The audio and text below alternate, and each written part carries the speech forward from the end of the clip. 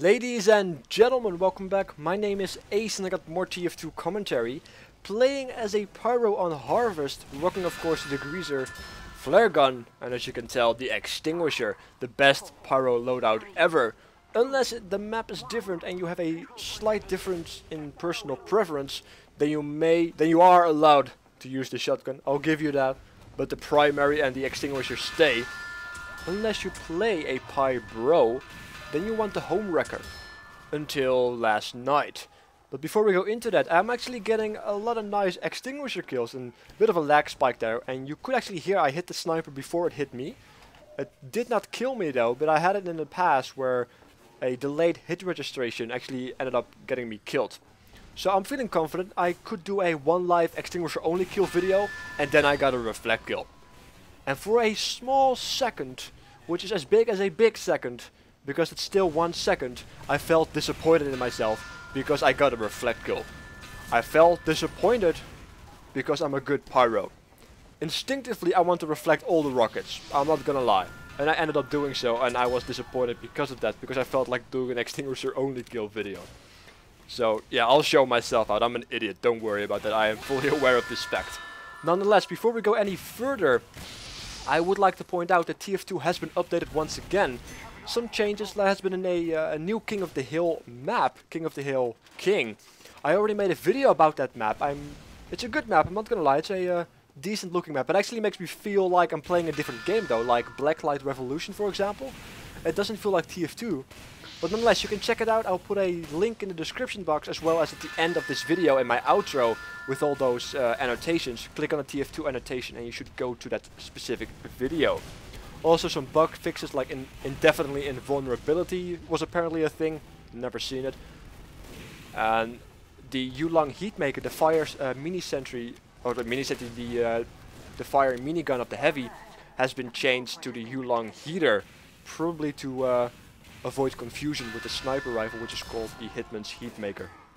At least that's what I'm assuming. Anyway, the Neon Annihilator has been changed, and this is where I get slightly annoyed, frustrated, and infuriated on a small scale. Because what they did is they changed the materials on it. They now animate, which is kind of awesome. It's a gimmick, but it's kind of awesome. I'm not gonna be angry about that. I'm gonna be annoyed by the fact that they removed the damage penalty on buildings because they can now damage sappers.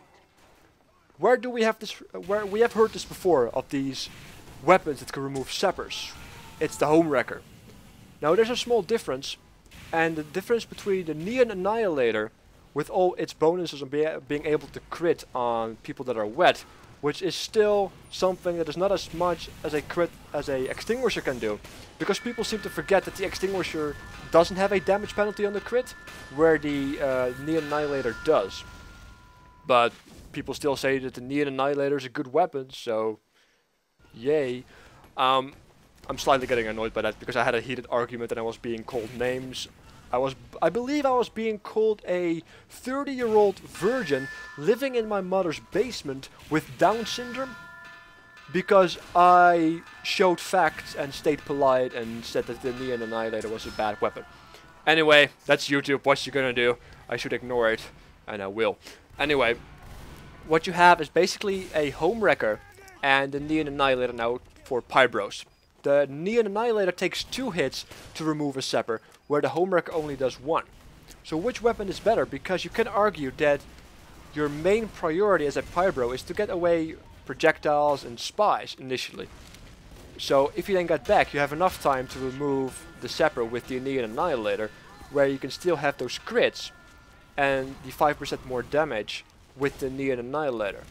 But I don't really find that I have the need to do so, because I don't think I get the benefit of the crits of the Neon Annihilator, because who the hell is going to constantly throw water, which is not a thing, you can't throw water, or Gerati or Mad Milk constantly on the sentries.